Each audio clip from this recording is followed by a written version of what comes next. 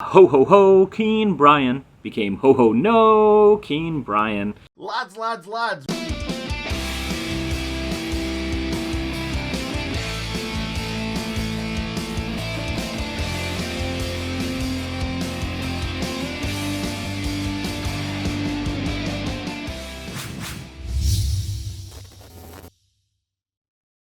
7:15 p.m. on a Sunday night. Chelsea, the visitors to Bramall Lane, has to be a first for the Blades, kicking off at this very weird time. For all those who have got the Monday blues going back to work on a Monday morning, or indeed, like most of us, working from home, a late game on a Sunday is perhaps the last thing that was needed. That said, though, the Blades were fresh after a Tuesday night win against West Bromwich Albion, a comeback win by 2-1, and Chelsea having to go to Tottenham on Thursday, maybe with slightly jaded legs. It was all about the team selection and what was going to happen, and Tufty decided 4 changes was what was necessary. The enforced change of Ethan Ampadu, who can't play against his parent club, with ho-ho-ho Keen Brian coming in to play at the left centre-back. Max Lowe given an opportunity at left wing-back. Yeah, we'll see. Okay, and then we've got up front 2 Ollies, Oliver McBurney and Oliver Burke, replacing the Billy Sharp, match-winning Billy Sharp, who somehow didn't get a start, and David McGoldrick perhaps resting his jaded legs after putting in some good shifts in previous games.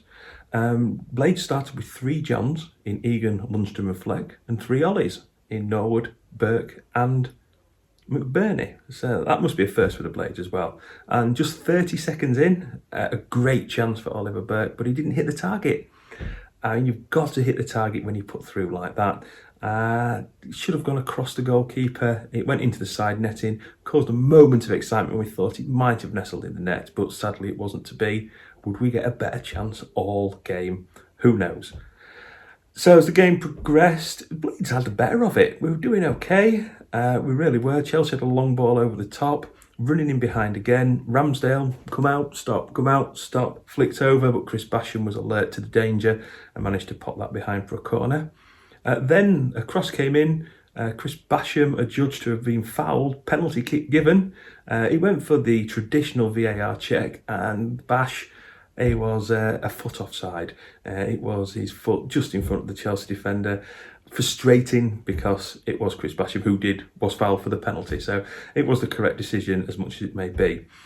Later on in the half, baffling decision that some Chelsea players weren't given offside. If you understand the offside rule, I consider myself intelligent, please let me know. Anyway, a cagey, somewhat Sunday League game at times, but Chelsea in the latter half of the half came back into the game and worked a goal nicely. A good finish from Mason Mount, although a lack of communication from Max Lowe and Keen Brian, and Oliver Norwood not tracking back. He did have a lot of space in order to do it, but fair enough, it was a good finish. So half-time, Sheffield United 0, Chelsea 1, on to the second half. Could we, for the second time in a week, fight back and win? Come on, Blades, we can do it. Normal service has resumed and the palm trees are back in action. So no changes for either team at the second half. In fact, no regularly scheduled 50th minute substitution for Chris Wilder either, as we came out as aggressive as we came out in the first half too. I don't think we looked at all like we were on the back foot after the first goal in the very late stages of the first half. And what do you know, we were back even on about the 52nd minute.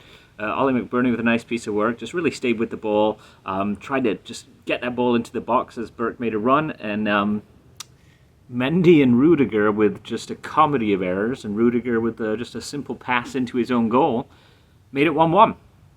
And just like that, honours even, and I think we were all thinking about, could we just get 3 points and inch past Chelsea as we pushed on. About 2 minutes later, we find no, we could not. Ho ho ho, Keen Brian became ho ho no, Keen Brian. Suicidal pass, really, just hung Ramsdale out to dry. Timo Werner latches onto it, kicks the ball pretty wide of Ramsdale, and then decides he's going to make his long way around, where he runs into Ramsdale, knee catches Ramsdale right in the face and knocks him to the ground. We wait the whistle, no flag, play on. In the chaos that is VAR. Nobody really knows what happens. We play on for about another minute or two, and then Kevin Friend finally just blows his whistle in the middle of play and says, I'll go check it out on the monitor. And he pretty quickly comes back and decides it's a penalty. I think you can look at it a couple different ways. Ramsdale goes down right in front of Timo Werner, brings him down, it's a penalty. Or was Werner playing for contact, knowing that he maybe kicked the ball a little too far away for him to go and get?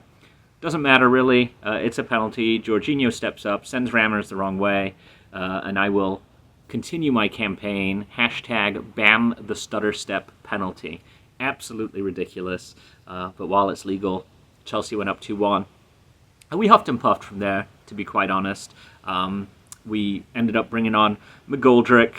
We brought on Billy, and then with about 5 minutes to go, gave Rhian Brewster a throw of the dice and gave him 5 minutes. He actually had 2 shots blocked off a decent Fleck free kick. And right at the death, it's just when you think it's over, the ball gets worked into the box from a Bogle long throw. Billy Sharp on his bike. Can he? No, he can't. Mendy saves it. McBurney's whistled for an eventual offside, and that's that. 2-1. You have to say, on the back of our recent results, it's a bit disappointing, but this is a team that played a lot differently and with a lot more confidence than our results from earlier in the season. So it's not one you go into expecting to win when you're playing a top 6 team like Chelsea. So we'll just cross our fingers for better days ahead, and the great escape remains, fingers crossed, not impossible. Up the Blades. Okay, so time for the player ratings. It's my first time doing them. It's a shame that it's come after a loss, after a few good recent results. But overall, I don't think it was a bad display. I think we've ultimately lost by a lack of quality in the two teams, which between us and Chelsea is quite understandable. So I think my ratings are going to show that. There's not a lot in them, but here we go. Aaron Ramsdale, I've given a 6. I didn't think he had a lot to do. He can't really be blamed for either of the goals, I don't think. Yes, it was him that gave the pen away. However, he's been let down by a very poor back pass. He's come out and Werner's pretty much ran into his face. So, as I said, I think he was unlucky. He can't be blamed for either of the goals. So I'll give Ramsdale a 6. Jayden Bogle, I've also given 6. I thought he was better attacking more than he was defensive tonight. However, he was operating obviously on the right. Chelsea had a very strong left-hand side, which would have been a tough night for him with Werner and Chilwell to deal against. I thought, especially first half, he made some nice attacking moves. But ultimately, as I said, defensively, he wasn't great tonight. And he wasn't as effective as he has been in recent weeks. So for Bogle, I've given a 6. Chris Basham, 6.5. I didn't think he did an awful lot wrong. Obviously, he was also operating more on the right-hand side, dealing with Chelsea's left. So he was up sometimes having to fill in for Bogle. But I thought early on especially, he was a typical Bash performance. He was good defensively. And it was also quite effective going forward early on. It was obviously him that won the penalty that turned out not to be given. But yeah, ultimately, I didn't think he put much wrong. So I'll give Bash a 6.5. John Egan, I've given a 6. Thought he was quite solid. He made some good covering challenges and tackles. He wasn't tested a great deal, but what he did, I thought he did okay. There was one moment where I thought we had a prime Harry Maguire again. I love to see it. He got the ball, started running towards the halfway line, and it led to nothing. But ultimately, a solid performance from Egan, so I've given him a 6. Keane Bryan, unfortunately, it's a 5 for Keane. For 55 minutes, I thought he was excellent. I thought he made some really good defending challenges, some covering tackles. And it was his cross for the penalty as well, so it was good to see him having an attacking impact again. Obviously, the penalty that wasn't given in the end. However, it's his suicidal back pass that's ultimately led to the penalty. So for that moment alone, I've had to give Keane Bryan a 5. Low, I've given a 6. Thought he was quite hit and miss. He had some nice moments, but also some that worried me slightly defensively. I felt he started slowly but grew into the game. to me, he looks like a player that hasn't played a lot of football recently, but there's signs there that there might be a player in there. So for him, it's a 6. John Longstrom, also a 6. Thought he's fairly quiet tonight. Didn't notice him a great deal. He had one late long-range shot that led to nothing. It wasn't a bad display, but ultimately not as effective as he has been in recent weeks. So it's a 6 for Lundstrom. Ollie Norwood, I've given a 6.5. I think recently Norwood's been rightly on the end of some criticism, especially regarding his defensive work. But tonight I thought he made some really good challenges in the middle of the park. He won a good number of 50-50s. So for me, I think that's a good improvement than what he's been putting in recently. So yeah, I was pleased with Norwood. I've given him 6.5. John Fleck, 7. Thought he was our standout player tonight. Thought it was a good performance from him. There was a couple of really good penetrating runs in the second half, especially that unfortunately tonight hasn't led to anything. But I thought he was our most creative player. We're certainly seeing John Fleck getting back to the standards that we know he can do. So as I said, I thought it was a good performance, and it's a 7. Ollie McBurney, another player who I think's done well tonight. He's 6.5. I think he put himself about well, got involved well without having any real goal-scoring chances himself. I thought he pressed well, especially early on. Like I said, he covered around the pitch. He was busy, but I think understandably he looked like he tired as the game went on. He's not played a lot of football recently, obviously having just come back from injury. But that sort of performance tonight, I think it proved that a match-fit Ollie McBurney will cause him problems. So it's a 6.5 for him tonight. Ollie Burke, I've given a 6, which might be a bit generous for him. He obviously had a key moment after 30 seconds where ultimately he should score. He's one-on-one with the keeper and he hits the side netting. He's got to at minimum hit the target there. However, I'm maybe being kind to him and saying that his movement has maybe caused the own goal. As I said, it's being kind. That goal or his movement around the goal is maybe giving him an extra 0.5. But yeah, it's a 6 for Ollie Burke tonight. On to the subs. David McGoldrick, I've given a 6. I thought he put himself about a lot without having any real chances. He had one long range effort that was straight at the keeper. Yeah, I thought it was a decent performance. As I said, without causing any real problems. So a 6 from McGoldrick. Billy Sharp, I've given 6.5. I felt he made the biggest impact of the subs tonight. Thought he got himself involved well. He won a few headers, pressed well. As I said, caused some issues. He obviously had the overhead kick very late on that drew a save from Mendy. But yeah, I thought it was a decent performance from Sharp coming off the bench. 6.5. Lastly, Rhian Brewster, 6. He didn't have long on the pitch, only a couple of minutes. But the little bit he did do, he had 2 shots, obviously quick succession right from the edge of the area. He's made good contact with the ball, but both of them have been blocked well defensively. Other than that, he didn't have a chance to do much. But I thought it was an okay little cameo from him. So it's a 6. That's the ratings. As I said, disappointing result, but I don't think it was a bad performance. Ultimately, we move on to Bristol City midweek. Home game in the Cup. Chance to move on to the quarterfinals. We go again. Up the Blades. So today ended 2-1 to Chelsea.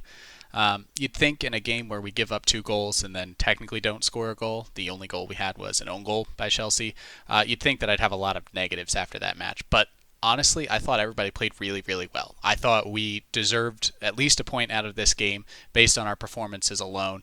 And this was definitely a game that we could have won if a couple things had gone our way. So positives and negatives. Positive side, I thought overall our defending was really solid. You look back at the stats, Chelsea and us both only had fewer than 10 shots total and only 3 shots on target each. That's an amazing stat for as much possession as Chelsea had, for us to again be solid defensively, to not give them a lot of chances. Unfortunately, the 2 goals they scored came off silly errors or just a lapse of concentration, communication. And I think the first goal, it's just a really well-worked goal. Timo Werner had an amazing run, drew two defenders, Egan and Basham, left Keane Bryan with two players to mark. He chose the one going closer to goal, Mason Mount wide open. Maybe Lowe could have cut in. Maybe Fleck could have tracked Mount into the penalty area, but alas, he was open. He scored an easy goal. The second one that Chelsea got, I think there's some debate on, if a penalty could have been awarded there. Was Ramsdale going for the ball, or was he going for Timo Werner? But either way you put it or look at it, it was Keane Bryan bad pass back to Ramsdale that led to that opportunity. So just silly errors there, but overall defensively, I thought we were really, really solid. And same on the flip side with our strikers. I thought all of our strikers played really well. I mean, we saw them all today on the pitch at one point, almost all of them together at the end there. Brewster had a couple really good shots that just got blocked. Billy Sharp, that bicycle kick right at the end, I was out of my seat already jumping in the air. McBurney played really well with getting headers flicked onto others. Didsey linked up really well once he came on. Burke even had a shot right away, and then it was his pressure that led to the own goal. So I think that while nobody scored from that striking force, they really showed up today, and just a little bit more finishing, a little bit more timely passes between them. I think we could have had a goal from somebody up front today. And finally for me, looking at the midfield, looking at the wing backs, I think our midfield was very strong today. Lundstrom, Fleck, Norwood all played out of their socks. For me, maybe one or two little mistakes, a weak pass here or there, but we didn't get punished for it. On the flip side though, the wing backs, I think Bogle, really good attacking. Lowe can handle the attacking play, can handle a good cross, but both of them I think are defensive liabilities. And while neither of them specifically got caught out today, and Bogle I think got bailed out a couple times by Chilwell in the first half being called offsides, it really is an area that the two of them have to work on if they're going to be major players for us the rest of the season. So let's look forward. Let's stay positive despite the lack of a point here today. It's not the kind of game that's going to define or really decide our final league position. It's not a free hit. We've given up the right to free hits because we lost games earlier in the season that we should have got points from. So it's really disappointing to drop a point in this game, particularly with such a stupid and needless goal to give away at the end. Ho, ho, ho, Keane Bryan became no, Keane Bryan. Just a silly decision and a poor underhit back pass, which led to, of course, the calamity, which we all know what happened after that. So where do we go from here? It's ironing out errors. It's ironing out these individual errors in games where we've played all right. We've had 7 efforts on goal. It was good stuff at times from the Blades. Yes, we conceded a lot of possession, but you're going to against a top team made up of millionaires. So it was always going to be the case. It's not the kind of game which we, as I mentioned, is going to define our season, but it's one that I think we can take positives from into winnable games because we haven't been battered by Chelsea. We've improved from the performance at Stamford Bridge. There was lots of signs of players getting back to their best. There were moments, particularly in the first half, where Ollie Norwood was more like Ollie Norwood. He drifted and certainly didn't have as strong a performance overall. Fleck was very, very good, probably our best player. Max Lowe is still really yet to convince me. I think he's all right going forward. I'm not always relaxed, let's put it that way, when he's defending. Bash was Bash, brilliant. Egan getting in some last-ditch tackles. And when Billy Sharp came on, he was everything that you'd want Billy to be. Strong, clever, winning free kicks, and that'll give him more confidence. Personally, I think, Billy, he's sometimes for us, with McGoldrick, it's that old strike partnership that did us so well coming up into the Premier League. I still think they might be the best front two. We look back at that miss from Ollie Burke and say that was probably one of the best chances and it came in 30 seconds. So we take positives from an overall decent performance. We're not expected to beat Chelsea and we put up a good fight. And that's all you can really ask from our boys. They never stop battling right to the end. 2 good efforts from Brewster, which were both on target. Who knows, on another day. Could have got a point. We go again.